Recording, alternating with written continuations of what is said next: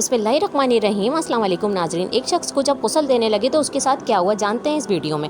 हमारे शहर में एक शख्स जब फोत हुआ तो इसे गुस्ल देने वाले आलिम ने देखा कि इसका दाहिना कंधा ऐसा था जैसे किसी नूरानी शक्ल वाले बुजुर्ग का चेहरा। कब्र में उतारते वक्त भी आलिम साहब ने महसूस किया कि इसके दाहिने कंधे में से रोशनी फूट रही है। दफन के बाद इमाम साहब इस मुर्दे के घर गए और घर वालों को सारी कैफियत बताकर पूछी तो माँ ने ये वाक़या सुनाया, मेरा बेटा जब कॉलेज से फारिग हुआ तो जल्द ही इसे एक अच्छी जगह नौकरी मिल गई और हमें इसकी शादी की फिक्र सताने लगी। अच्छी नौकरी की बदौलत इसके लिए अच्छा रिश्ता मिलना कोई मुश्किल नहीं थी। हमारे पड़ोस में एक दोनों पाँव से माजूर लड़की रहती थी जो हमेशा व्हील चेयर पर रहती थी और बगैर सहारे के कुछ ना कर सकती थी। मेरे बेटे ने कहा, अम्मी मुझे इस लड़की से ही शादी करनी है।